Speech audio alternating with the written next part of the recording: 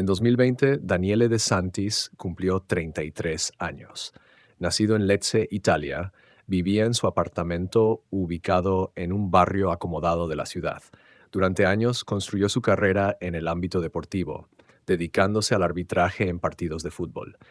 Daniele se había convertido en un árbitro muy respetado, lo cual se reflejaba en la magnitud de su trabajo. Por ejemplo, en la temporada de primavera de 2019 arbitró más de 130 partidos. Tenía más que suficiente trabajo y había alcanzado importantes logros en su carrera profesional. Daniele se estaba preparando para participar como árbitro en la temporada 2020-2021, pero lamentablemente eso nunca llegó a suceder. Además de ser un apasionado del deporte, Daniele era graduado de la Academia de Jurisprudencia. En ese momento, su pareja, Eleonora Manta, tenía 30 años. Ella aún soñaba con obtener un título universitario en el mismo campo profesional. Todo esto comenzó a hacerse realidad, ya que poco antes de los eventos descritos, la joven ganó un concurso para ingresar a la universidad en la Facultad de Derecho. Para ella, esto fue el cumplimiento de un sueño, casi tan grande como su deseo de formar una familia y tener hijos. Ahora que el primer objetivo estaba en marcha, decidió centrarse en el segundo. Sin embargo, en ese aspecto también todo iba bien, ya que llevaba varios años en una relación con Daniele y la pareja se estaba preparando para su boda. En muchos aspectos eran muy similares, compartían los mismos pasatiempos y, según muchos familiares y amigos de la pareja, literalmente se habían convertido en el reflejo del otro. La mayoría ni siquiera recordaba haberlos visto discutir sobre algún tema.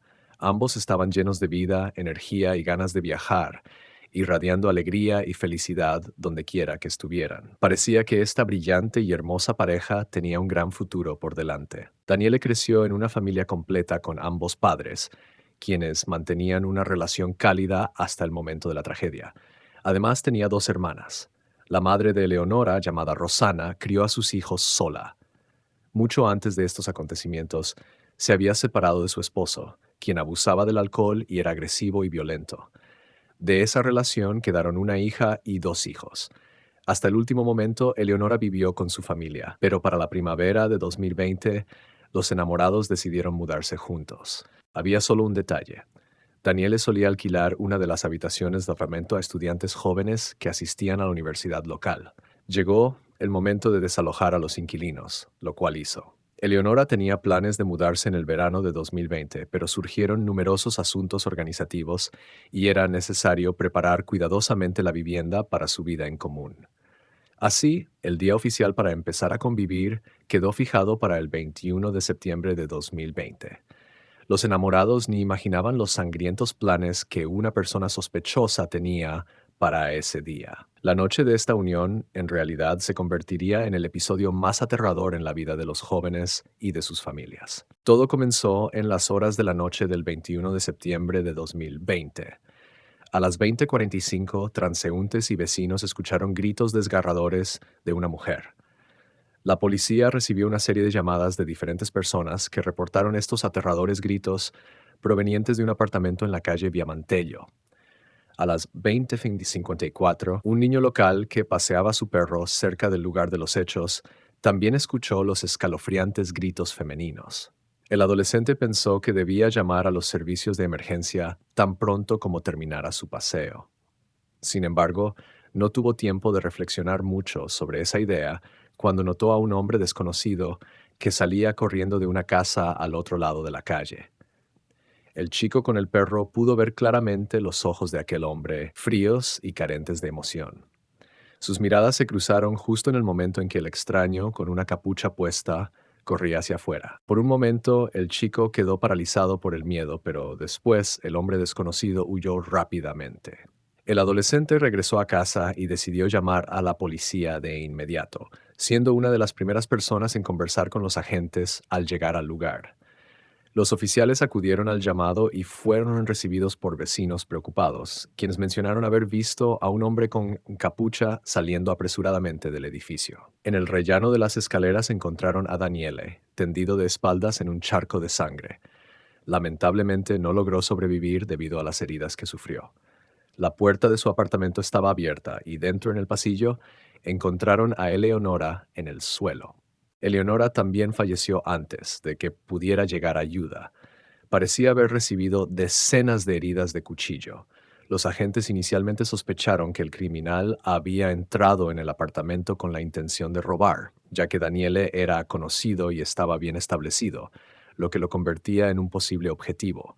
Es probable que el robo no saliera como se esperaba. La pareja pudo haber ofrecido resistencia, lo que resultó en un desenlace trágico. Sin embargo, con el tiempo, esta suposición comenzó a ser cuestionada.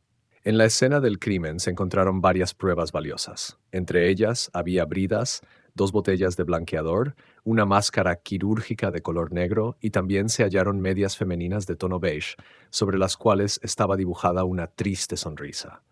Las medias estaban cubiertas de sangre y tenían una clara huella de mano. Parecía que la improvisada máscara había sido arrancada del atacante durante el forcejeo. Entender quién pudo haber atacado a la joven pareja no fue fácil desde el principio.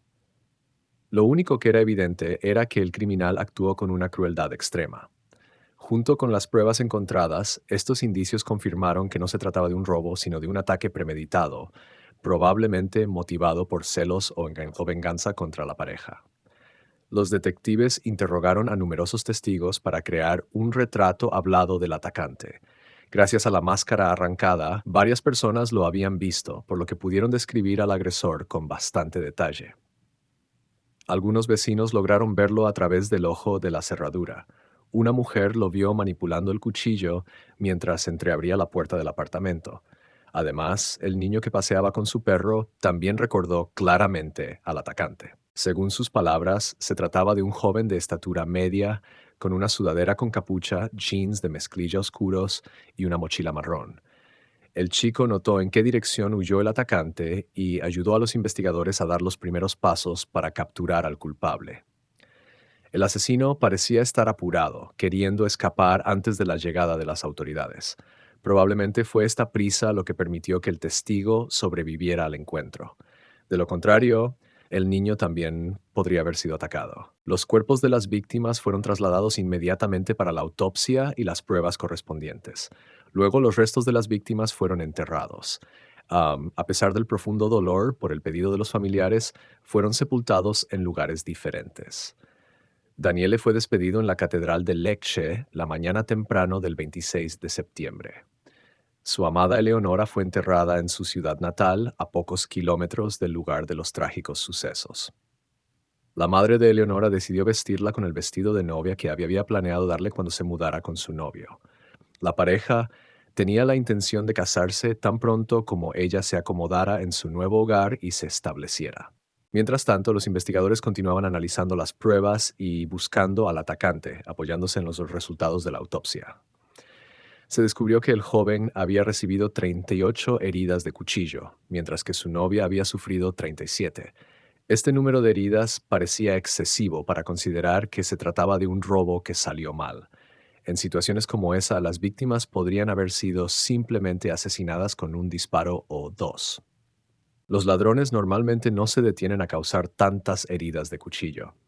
El criminal claramente atacó a sus víctimas de forma premeditada, lo que parecía más un acto de venganza o un ataque impulsado por pasiones intensas. El asesino debía ser alguien cercano a la pareja.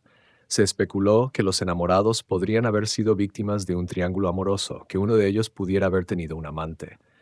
Sin embargo, las personas que conocían bien a la pareja descartaron esta teoría, describiéndolos como la pareja perfecta.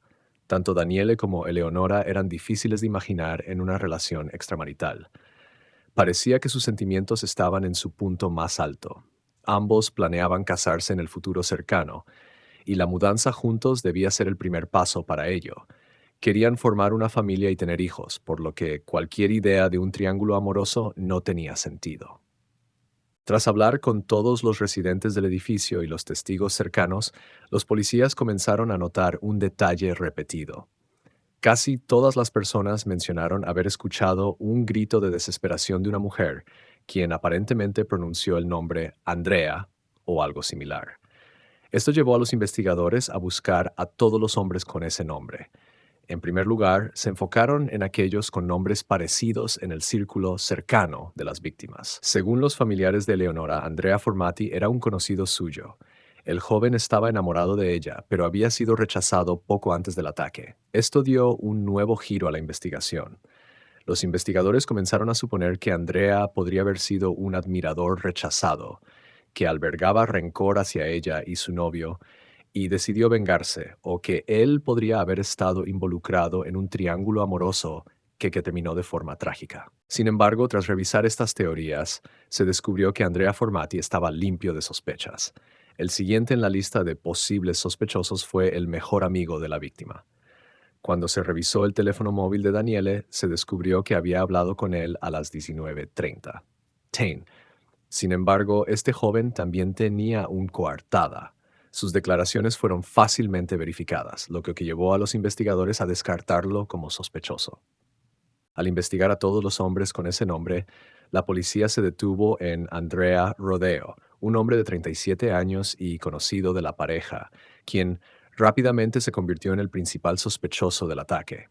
Además, su descripción coincidía, ya que vestía ropa similar a la del día del crimen. El problema era que este Andrea también tenía una coartada confiable, al igual que los demás en la lista. La coartada fue confirmada por varios testigos y una grabación de video que demostró que no podía estar en la escena del crimen en el momento del ataque. Los policías revisaron toda la lista, pero ninguno de los hombres con el nombre de Andrea que los familiares pudieron recordar parecía tener relación con el crimen. La investigación llegó a un callejón sin salida, afortunadamente no por mucho tiempo. La revisión tomó bastante tiempo, pero finalmente se concluyó que todo fue consecuencia de un error y el nombre era otro. Ya habían pasado varios días desde el asesinato y toda la ciudad estaba en shock. La gente vivía con el temor de que la violencia pudiera repetirse con cualquiera de ellos. Los carabineros no tenían idea de quién ni por qué atacó a los jóvenes. La policía sentía la presión de una comunidad ansiosa, ya que en la estación de policía recibían llamadas constantes exigiendo la captura del criminal y la seguridad en las calles. Debido a la creciente alarma, también hubo decenas de declaraciones falsas y erróneas sobre posibles sospechosos que debían ser verificadas. Todo esto estaba retrasando la investigación. De repente surgió el nombre de un estudiante que, antes de que su novia se mudara, había alquilado una habitación a Daniele. Sin embargo, no se trataba de Andrea. El arrendatario se llamaba Antonio De Marco. Para ese momento ya se había mudado de la casa de Daniele, pero decidieron investigarlo igualmente. Había poca información sobre el estudiante, pero incluso esos escasos datos sonaban inquietantes. En la policía apareció un testigo que lo conocía personalmente. Lo reconoció de inmediato por el retrato hablado que mostraban en la televisión. Resultó ser otro testigo valioso. Contó que Antonio estudiaba con él la misma especialidad en la universidad para convertirse en enfermero. Desafortunadamente, en ese momento no vivía en el campus. No lograron hablar con el futuro enfermero y nadie sabía dónde podría encontrarse. Los investigadores notaron de inmediato un detalle sospechoso. Antonio dejó de asistir a las clases justo después de la muerte de la pareja, pero en ese momento no había nada en su contra. El avance llegó más tarde tras un segundo examen de la escena del crimen. Los forenses encontraron algo que habían pasado por alto durante la primera inspección del apartamento de la pareja. Se descubrió que en el lugar había una nota manuscrita junto con máscaras, lejía y bridas.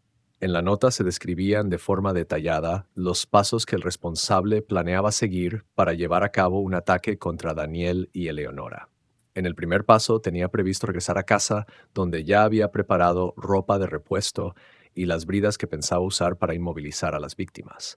Además, en la nota se mencionaban los planes para eliminar posibles pruebas y establecer una coartada que indicara que había estado en casa durante el incidente. En realidad, el agresor tenía planeado dirigirse hacia la casa, donde las víctimas disfrutaban tranquilamente de una cena para celebrar su reciente mudanza.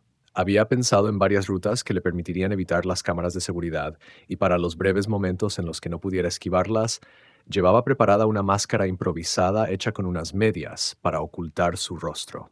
Después tenía en mente atacar a la pareja, aunque no especificó claramente sus motivos. Una vez cometido el acto, planeaba regresar rápidamente a su casa. Su intención era deshacerse de la ropa ensangrentada, utilizar lejía para eliminar cualquier rastro y asegurarse de borrar toda evidencia de lo sucedido. El punto más detallado de su lista era el que indicaba cómo evitar la atención de la policía y no dejar huellas que lo incriminaran. En la nota también se describía cómo debía cubrirse los dedos de cada mano con cinta antes de ponerse los guantes, los cuales no debía quitarse hasta completar todo el plan. Se indicaba que cualquier objeto debía tocarse únicamente cuando ya no pudiera dejar huellas en él. El tiempo estimado para cometer el crimen era de unos 15 minutos y dedicaba otros 30 minutos a borrar por completo cualquier rastro del acto. Con el hallazgo de esta lista, la policía obtuvo las pruebas necesarias para relacionar al principal sospechoso con el doble homicidio. Ahora solo quedaba localizar a Antonio y obtener muestras que permitieran confirmar su implicación. Sin embargo, su paradero seguía siendo un misterio. Como era de esperarse, los detectives comenzaron a reconstruir el trayecto del asesino después de cometer el crimen. Gracias a las grabaciones de cámaras de seguridad y al testimonio de testigos, lograron reconstruir todo el recorrido, a pesar de las medidas de precaución que había tomado. No consiguió evitar completamente las cámaras en las fachadas de casas y tiendas, aunque logró pasar inadvertido en parte de su trayecto. Los detectives siguieron su rastro hasta una calle ubicada a unas pocas cuadras de la casa de Daniel y Eleonora. Descubrieron que, efectivamente, Antonio de Marco residía allí en ese momento. Compartía una vivienda con otros dos estudiantes, dividiendo entre los tres los gastos del alquiler. La policía localizó a Antonio y comenzó a vigilarlo sin que él lo supiera. Era crucial obtener sus muestras de ADN, huellas dactilares y, de ser posible, un ejemplo de su escritura para compararlos con la nota y las evidencias encontradas en la escena del crimen. Llevaba una vida aparentemente normal, como si nada hubiera ocurrido. No era muy activo y pasaba la mayor parte del tiempo solo. Sin embargo, solía visitar diferentes tiendas y lugares de la ciudad con cierta frecuencia. Finalmente, los detectives lograron identificar un momento clave, cuando compraba cómics en un puesto cercano a su apartamento. En ese momento, Antonio pagó en efectivo, lo que permitió que las autoridades confiscaran los billetes con la posibilidad de encontrar sus huellas dactilares. El dinero fue enviado a análisis forense. Además, lograron obtener muestras de su escritura al recoger trabajos manuscritos que había entregado en la universidad. Los expertos confirmaron que su caligrafía coincidía exactamente con la nota encontrada en la escena del crimen. Finalmente, la trampa se cerró. Las pruebas para vincularlo con el doble asesinato eran más que suficientes. Siguiendo estos datos, a las 21:40 del 28 de septiembre de 2020, una semana después del doble homicidio, Antonio de Marco fue arrestado cuando salía del hospital Lecce, donde realizaba su práctica. El joven se encontró con ellos en el estacionamiento. Se acercaron dos carabineros, listos para usar sus armas. Pero en lugar de resistirse, Antonio miró con una sonrisa malévola a uno de los oficiales y preguntó cuánto tiempo lo habían estado vigilando. Sonaba como si no rechazara el arresto e incluso experimentara alivio en ese momento. Para ese momento, los detectives ya no tenían dudas sobre la identidad del asesino. Sabían que Antonio había cometido el crimen, pero el motivo seguía siendo un misterio. Antonio de Marco, de 21 años, era un estudiante ejemplar. Durante su práctica en el centro médico se había ganado una excelente reputación. Nadie entre sus compañeros y colegas habría sospechado que fuera capaz de cometer un doble homicidio. Sin embargo, al revelar la identidad del criminal, los policías se sorprendieron de lo exitoso que había sido en ocultarse. La primera en hablar sobre los problemas del estudiante fue su madre. Según la mujer, desde su infancia, Antonio pasaba horas dibujando, incluidos dibujos de contenido bastante inquietante. Además, reaccionaba de manera muy sensible si lo interrumpían durante esa actividad e incluso podía entrar en un estado de ataque de pánico. También presentaba otros signos de trastornos que su psiquiatra confirmaba. Con el tiempo, Antonio se rodeó de otra realidad, convirtiéndose en un joven muy introvertido y tímido. Durante sus estudios decidió mudarse a la casa de Daniela, ya que ella le ofreció una habitación en condiciones favorables. Estaba muy cerca de la universidad y no lejos del hospital donde realizaba su práctica. Desde el punto de vista de Antonio, parecía un joven respetable y no despertó ninguna sospecha en Daniela. Durante varios meses todo estuvo bien, el estudiante pagaba puntualmente y no causaba ningún inconveniente. Incluso reaccionó con calma cuando, en verano, el hombre le informó que debía mudarse, ya que había decidido invitar a su novia a vivir con él. Antonio respondió que él mismo planeaba mudarse a un apartamento más cercano al hospital. El estudiante no mostró señales, pero para él fue un gran golpe emocional. El joven aceptó mudarse y entregó las llaves del apartamento a Daniela en el plazo acordado. Lo único que no sabía la propietaria del apartamento era que este inquilino había hecho varias copias de las llaves y guardaba un fuerte resentimiento hacia ella. Después del arresto de Antonio de Marco, él admitió su culpabilidad. Según sus palabras, había planeado ciertas acciones desde el principio, desde que se mudó con Daniel en la primavera de ese mismo año. La mudanza de Eleonora fue un acontecimiento inesperado para él y tuvo que adaptar rápidamente sus planes. Sin embargo, no cambió su intención. Inicialmente planeaba actuar mientras Daniel no estaba en casa. Antonio destacó que Daniel nunca lo había tratado mal, pero durante su tiempo, viviendo en su apartamento, sintió que acumulaba muchas preocupaciones. Admitió que estos sentimientos podrían estar relacionados con sus propias experiencias sobre las relaciones en el apartamento. Durante el interrogatorio, los detectives notaron que Antonio no mostraba un arrepentimiento evidente. Antonio hablaba del brutal doble asesinato como si fuera algo común y evidente. Según el chico, llegó al apartamento de Daniel esa fatídica noche a las 20:43. Primero pasó bajo las ventanas y escuchó para asegurarse de que no hubiera más de 2 personas en el apartamento, ya que de lo contrario no habría podido manejar a más gente. Luego, con su llave, entró y sorprendió a la pareja, que cenaba en la cocina, completamente sorprendida. Daniela se levantó rápidamente para confrontar al intruso que había entrado en su espacio, pero Antonio estaba listo para reaccionar. Sacó un objeto y se acercó rápidamente. Con un movimiento hizo que el dueño del apartamento cayera y luego comenzó a empujarlo varias veces. Eleonora gritó, lo que llamó la atención de los vecinos. El atacante llevaba una máscara peculiar hecha de medias de mujer con una carita triste dibujada. Antonio confesó que tenía la intención de usar esta imagen que él mismo había creado en otros crímenes. A pesar de que Daniela tenía un pulmón perforado, ofreció una fuerte resistencia. En medio de la lucha, el hombre arrancó la máscara, sin la cual Antonio luego escapó de la casa y su rostro fue recordado por los testigos, quienes más tarde lo identificaron. Eleonora no solo gritaba, sino que también trataba de ayudar a Daniela. Cuando intentó proteger a su ser querido, sufrió una lesión. Luego se movió hacia la cocina. Mientras tanto, Antonio y Daniela llegaron al descansillo de la escalera. Allí, Daniela perdió bastante energía y ya no pudo seguir enfrentándose a la situación. Eleonora alcanzó la puerta abierta e intentó pedir ayuda, pero cuando la situación con el hombre terminó, el agresor se acercó a ella en el pasillo e intentó inmovilizarla. El incidente concluyó finalmente a las 20:57. El atacante había planeado dejar un mensaje impactante en la pared con pintura, pero olvidó traer el aerosol y además se encontraba apurado. Por eso el chico abandonó esa parte de su plan. Al salir corriendo a la calle, se cruzó con un niño y su perro y luego corrió por la calle en dirección a su casa. Antes de entrar al apartamento que alquilaba con otros estudiantes, Antonio se deshizo de la ropa manchada de sangre y se cambió por la que había preparado previamente y llevaba en su mochila. Después de eso, actuó con total normalidad ante los demás. Por eso, nadie sospechó que Antonio fuera el autor del asesinato que conmovió a la ciudad y sus alrededores. A pesar de la aparente calma, el criminal intentó confesar lo sucedido incluso antes de su detención. Un día antes de acostarse, Antonio escribió un correo electrónico a su madre en el que confesaba el doble asesinato. Sin embargo, decidió no enviarlo. El texto quedó guardado como borrador. Más tarde, los policías lo encontraron al examinar la computadora portátil del joven.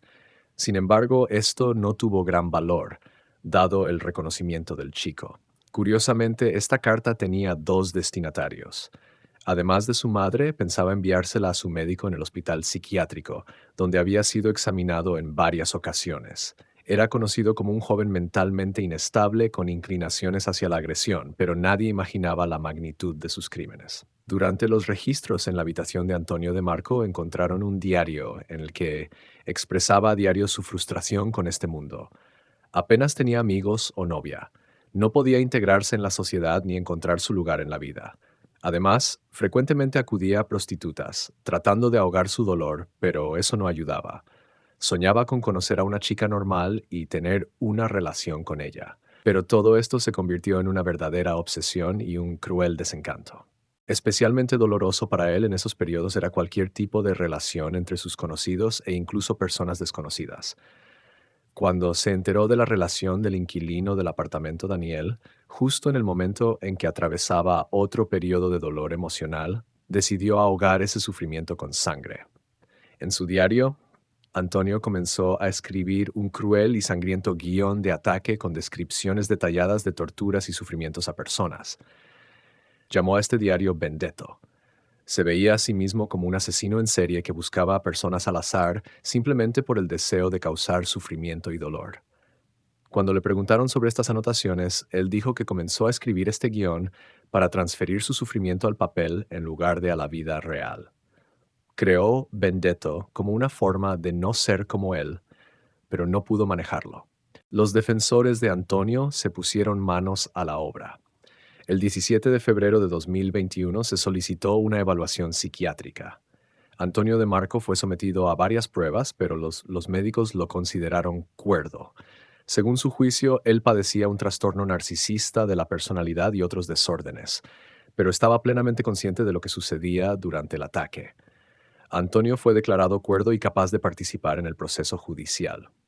Los abogados siguieron insistiendo en su insania, exigiendo pruebas adicionales, pero estas solicitudes fueron rechazadas. La fiscalía presentó numerosos hechos que confirmaban la premeditación del crimen. Esto se evidenciaba por la planificación meticulosa, las anotaciones y las propias confesiones del acusado. Incluso el juez consideró que si Antonio no hubiera sido detenido en ese momento, sin duda se habría convertido en un asesino en serie, llenando las calles del Lexe de sangre. Estas suposiciones fueron confirmadas por los dos psiquiatras que trabajaron con el joven antes del juicio, al determinar el grado de su cordura. Todas las pruebas realizadas sobre los objetos encontrados en la escena del crimen, la máscara, las medias y el cuchillo, dieron resultados positivos con muestras del acusado. Durante el registro de la computadora y el teléfono del estudiante, encontraron fotografías de la pareja asesinada. Es evidente que había estado planeando el crimen durante mucho tiempo. Poco antes de dirigirse a la casa de sus futuras víctimas, Antonio le envió un mensaje a una conocida diciendo que nunca más se verían. Se creía que el estudiante era consciente de que lo encontrarían y lo encarcelarían. El 7 de junio de 2022, Antonio, de 21 años, fue declarado culpable de un doble asesinato con circunstancias agravantes y fue condenado a cadena perpetua. Para noviembre de 2022 se añadieron otros 4 meses a la condena por posesión de fotos explícitas de menores, que fueron encontradas en la computadora del criminal. Los defensores del asesino estaban descontentos con la sentencia y continuaron luchando por su libertad. Presentaron una apelación que fue aceptada. El 15 de diciembre de 2022 comenzó un nuevo juicio. Los abogados insistieron en que el joven no era responsable de sus actos y no era consciente de lo que ocurría cuando mataba a sus víctimas. El equipo de defensa trató de lograr nuevas evaluaciones psiquiátricas. Por supuesto, el principal objetivo de la fiscalía era evitar que un potencial asesino en serie saliera a las calles de la ciudad. Se luchó incluso contra el más mínimo intento de reducir la sentencia. Al final, la sentencia de cadena perpetua se mantuvo. Si te ha gustado mi trabajo, suscríbete al canal, apoya este video con un like. Vamos a discutir esta historia en los comentarios. Muchas gracias y hasta luego.